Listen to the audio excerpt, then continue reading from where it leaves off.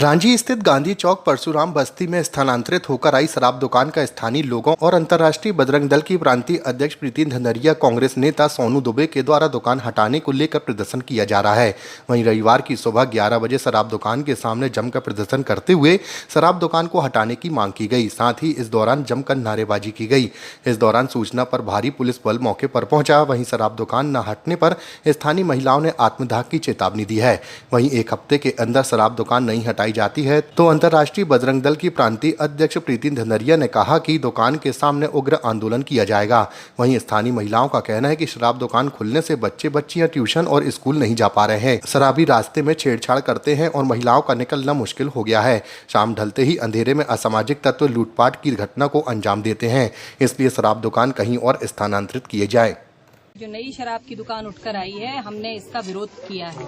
जब MIC सदस्य दामोदर सोनी जी के द्वारा कहा गया था कि ये दुकान वहां भी नहीं जाना चाहिए और यहाँ भी नहीं रहेगी, उसके बावजूद ये शराब कंपनी के द्वारा इस दुकान को जबरदस्ती यहाँ पर स्थापित कर लिया गया है, जिसके विरोध में यहाँ की सभी माताएं बहनें हैं। क्योंकि शराबी ये आने जाने वाली रोड है, यहाँ पर सामने शराबी शराब पीकर यहाँ पर कांच की बोतलें फेंकते हैं, माताओं बहनों के साथ में छेड़छाड़ करते हैं, गाली गलौज करते हैं। इसलिए हम लोग इस शराब की दुकान का विरोध कर रहे हैं और अगर ये शराब की दुकान यहाँ से नहीं हटाई जाती है तो इसका उग्र विरोध करेंगे हम लोग। जो है अविरोध प्रदर्शन किया गया।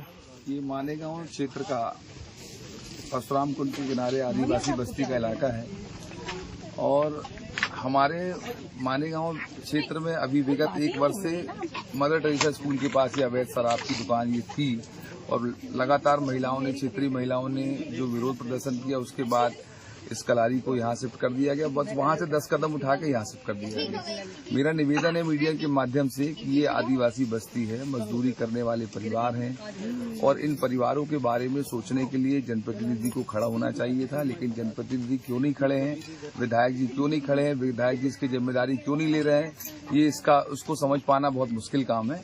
लेकिन मेरा कहने का मतलब है कि सरकार आदिवासियों को आगे बढ़ाना की बात कर रही है, शिक्षा की बात कर रही है और ऐसे क्षेत्रों में अगर दारू की दुकान खुल रही है तो इस परिवार की स्थिति, बच्चों का भविष्य क्या बनेगा। आज वो बच्चा यहाँ दारू की दुकान में आसपास ये जो चीजें होगी, जो हरकत होगी, वही सीखेगा।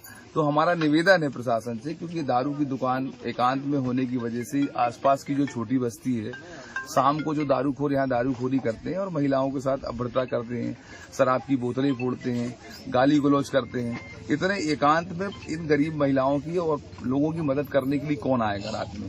शाम को 6 बजे के बाद पूरा अंधेरा हो जाता है, कहीं लाइट की व्यवस्था नहीं है, तो यहाँ घटनाएं बढ़ने की संभावना भी है। हमारा निवेदन है आप लोगों के माध्यम से कि इस बस्ती से, गरीबों की बस्ती से इस दारू की दुकान को अलग किया जाए। मध्य प्रदेश कांग्रेस कमेटी सेक्रेटरी सुदीप सुबे।